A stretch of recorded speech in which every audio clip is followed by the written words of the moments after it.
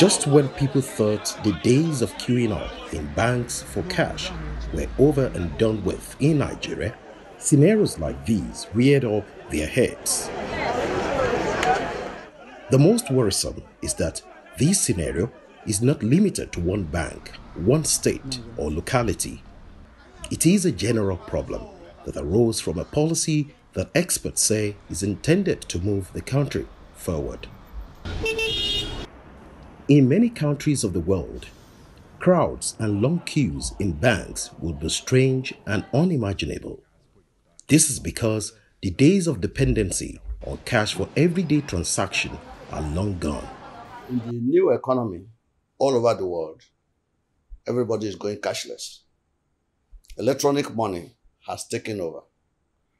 And Nigeria will do good following the trend because we cannot be left behind the world.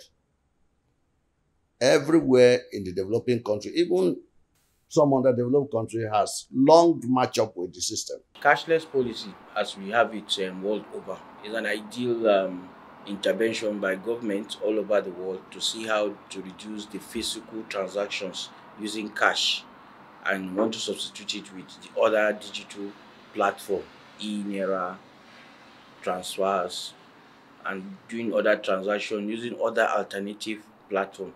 It's a welcome development in the sense that ordinarily is meant to increase productivity, economic activity. As the name suggests, a cashless economy does not rely on any form of physical or paper money or coins. It is driven by electronic forms of payment and cards. Those in favor of giving up cash as king have stressed that the cashless economy is more convenient to adopt. What it only requires are a mobile phone, internet connection, and in some cases, an ATM card. There's no economy in the world that is fully cashless. There's no economy in the world. There must be the use of cash, but what we see is that there's a minimal use of cash, especially in heavy transactions. You don't see those use of those cash like in developed nations, like a transaction that is above 5,000, sometimes even less than $5,000. They don't see why you should use cash. It shows that sometimes they want to be able to know how much currency is in circulation. The whole idea of electronic system is another way of monitoring your cash transaction in system. According to history, Sweden is the first European economy to issue paper currency banknotes, and it is the most cashless economy in the world today. It is also one of the top countries that uses mobile payments for goods and services. If you even come down to Africa, Kenya economy is one of the examples of a cashless economy that started almost like Nigeria. There was through a telecom and provider called Safaricom. Safaricom provide the means by which they went cashless. Kenya is about 90% cashless. And then you talk about South Africa also, you could see another economy that is virtually cashless. Maybe we have gone up to 80 to 90% also cashless. Botswana, one of the fastest growing economy in Africa, also is cashless. Then you look also at another economy that is moving cashless. Rwanda, one of African success story in terms of economy. Also, they are virtually cashless. So definitely a lot of economies, maybe they're not as big in terms of turnover like Nigeria, because Nigeria still remains the largest economy in Africa in the area of turnover. We need to embrace it. If smaller economy that are supposed to eliminate from us, we need to go cashless. Another successful cashless economy is that of China.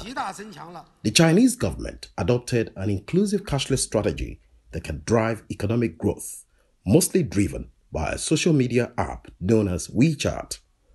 With the WeChat app on the phone, transactions for goods and services can be done instantly in a few simple steps. These include payments for utilities, transport, restaurants, including food from street vendors. In China, all you need when leaving your home is your mobile phone. You can go an entire month without touching cash. And because there are several payment options, mainly through QR codes from WeChat and Alipay. So on a typical day, for instance, you're walking, you're leaving the house, going to the office, you get into a taxi or an Uber, That the Uber you already called from an app. So when you're settling that transaction, it's automatically from your linked card or your Alipay wallet. So you don't see cash. You go for lunch, you order the food. It's either you've ordered also from the app, so you don't need to pay cash at the point of settlement, or your QR code is scanned. So these are like the main things people do daily that they would usually or otherwise need cash to pay for. But all these things, there's hardly any transaction you can't complete without your phone.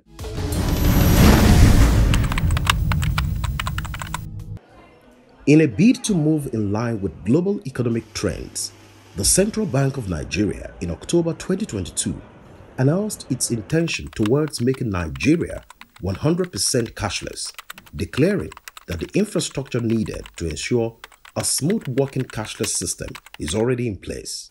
2012 was when CBN established this cashless policy. Then we discovered that there were some challenges. There were not enough operators. There were not enough electronic systems to carry it. Not enough carriers. So we came together with a few operators and we solved these challenges. Of course, we make sure that there is first banking inclusions to the rural area. With the banking inclusion, what it means is that those that are not bankable areas, that are far from the bank, have access to banking facilities or services. What did we do then is to establish what is called agency banking. Agency banking is local. You see somebody having the license, have his office. You go there, you make deposits, and of course you can withdraw. That's agency banking.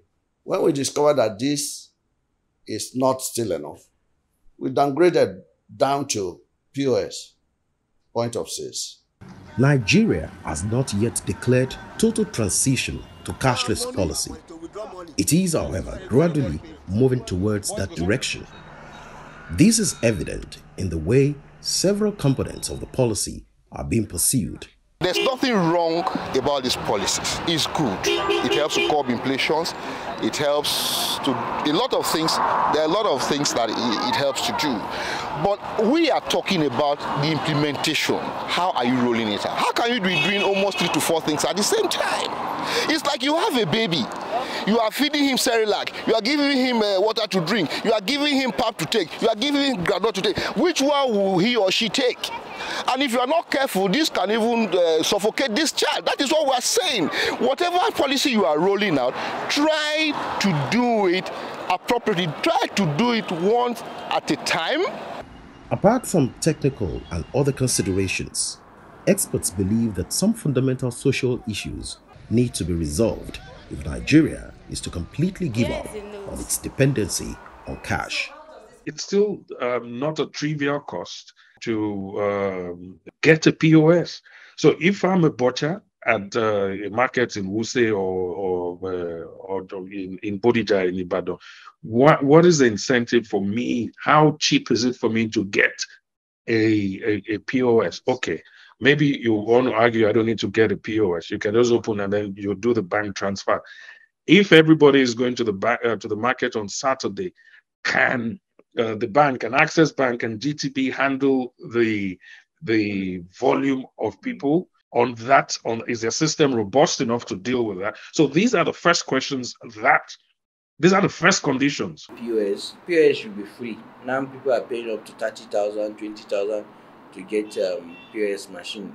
If the CBN are coming to intervene, these are the areas they can intervene. They can press it on bank that because we are going digital, we are going cashless, we want all POS to be free. The bank can afford it. They've made billions of naira in profit, and this is just something to improve their services and expanding the bankability of Nigeria. Several success stories of cashless systems exist in many countries. In the United Kingdom, people can even pay for bus rides with debit cards.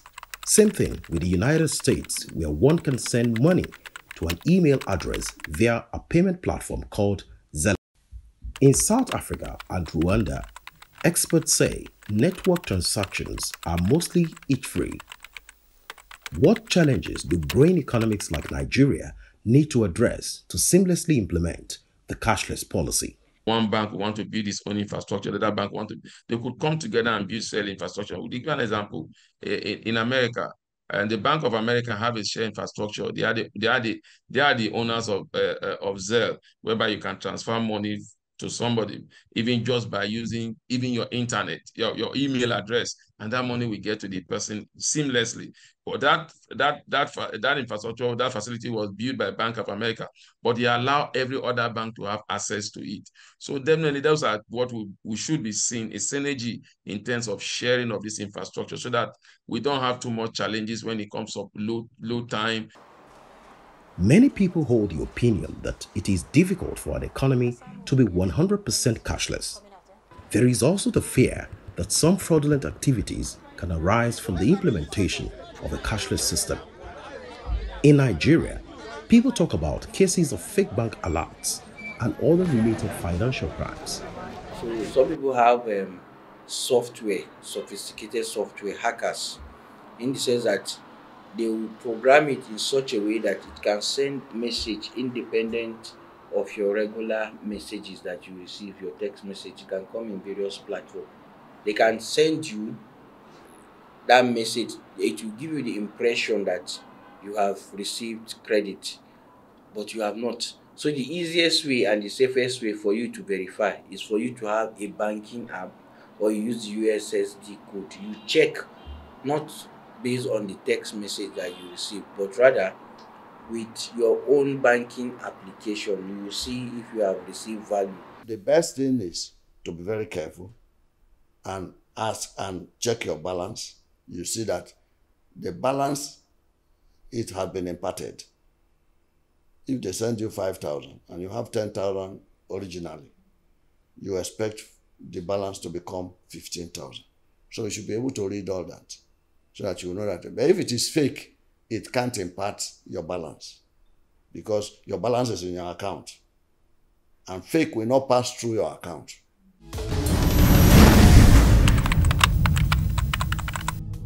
Even though mobile transfers and point-of-sale terminals are not new to Nigerians, the initiative is causing hardship as some local businesses rely on the use of cash daily.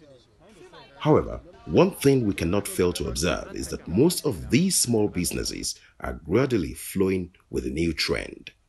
What roles should we expect from telecom operators and online payment platforms in making sure the system works, particularly as most of them stand to lose if connectivity and network issues continue to frustrate the efforts to go cashless in Nigeria? They need to see how they can come together and reduce costs. The USS code from some of these service providers, you have to be as high as 6 naira to 7 naira for each transaction. They need to begin to look at that. And secondly, I think the most important one is them to build a seamless infrastructure, whereby I'm ready to do my transaction now and I get their return real time. And then they need to form up a problem-solving mechanism whereby I can sort, if I have an issue in my transaction, I don't have to wait for 10 working days, 5 working days. It should be sorted out immediately, like it's done in developed economy. So definitely we need to build, we need to make sure that we have a crisis management team, not just a crisis management team, a response time that is seamless so that Nigerians will have confidence in the system. This is Wuse, a community in Abuja, the federal capital city of Nigeria. The roadside trader here believes in embracing the new normal. He says he accepts transfers from customers to keep his business booming. Many Nigerians now agree that the country must move ahead from our dependency on fiat cash. But internet connectivity problems and failed interbank responses during transactions have made some doubtful. Reports have it that the situation has left businesses struggling. Money transfers and POS connectivity problems persist. A lot of shortage in network, and a lot of people have been complaining that the network has not been going, as in to transfer money. Sometimes you transfer, you discover the money left to your account, but the other person is not getting it. And sometimes it's like, sometimes you get it back. Though some Nigerians have embraced the policy and are ready to roll with it, it is obvious that it may take others a longer time to get used to letting go of cash. Actually, if possible, I prefer cash, because sometimes you might have a customer that will come and transfer money to you and you will not get the money. Sometimes they might debit from you and I'm not seeing it. So because of the situations now, you don't expect when you come as a visitor, I don't know you, you transfer me money. That's why that you show me from you that they've debited you. That should not make me to believe you because I don't know you. Sometimes they will tell you, no, they will reverse it back and you won't see the money. In the weeks following the cashless policy, Nigerians were reported to have done transactions worth more than 2.37 trillion naira in January 2023. The report from the Nigeria Interbanking Settlement Systems (NIBS) shows a 125% increase compared to the volume of transactions on record in the same period in 2022. But in Lagos here, but a lot of them have gone cashless. I mean, they are trying their best to be cashless. Some of them have come and formed like a cooperative group whereby you send the money to them. They say, which way did you send the money to? And they say, okay, so person, what's the name? And they give you your product. Some of them, because they don't even trust the POS terminal. Before they used to, you go through the POS, maybe get money from the POS, then come and pay them. But now because of the charges, most of them now, if you go to markets around, you see that they put an account number. Even the small malam in Lagos now close by is putting his account number. You can transfer the money to it. The NIBS also disclosed that the volume of mobile transactions rose by 55% on a year-on-year basis to 108.1 million, compared to 32.6 million transactions in January 2022. That tells you that a lot of Nigerians are going to embrace this policy. For the market women, it's tough time for them because some people virtually don't go to the market any longer because you want to transfer. Sometimes you are transferring, the person is not seeing the money, there's issue, you have to wait. So it's affecting those smaller businesses that have to do turnover of just 5,000 or 10,000. So it's affecting them. The guy that is selling on the street, when you're driving your car, you don't tell the guy, even if in Lagos, some of them will tell you, okay, transfer to my account, this is my account. But again, it doesn't help the person because sometimes these businesses are driven by cash because they take that cash, give it to the person, then they give them a product again. They don't have to go to the bank, try to withdraw, then come back to buy those products. That's why we talk of the essence of time in terms of businesses. Another tool the federal government has adopted in its efforts to make Nigeria cashless is the e-Naira. This was launched on the 25th of October 2021, making it the first central bank digital currency in Africa and one of 4 in the world as of February 2023. Naira is simply an alternative form of banking in a digital form. In one way or the other, it must be connected to an account. So it means you have to have an existing account, or if you don't have an existing account, you'll be dealing with businesses or transaction that will be done through an existing account. I would have expected the CBN to focus more on the banks, make it a deliberate policy so that they should have an expansionist drive towards digital economy, towards cashless policy, optimizing the digital field.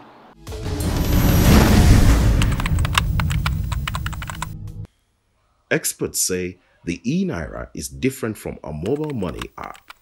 It operates on a peer-to-peer basis.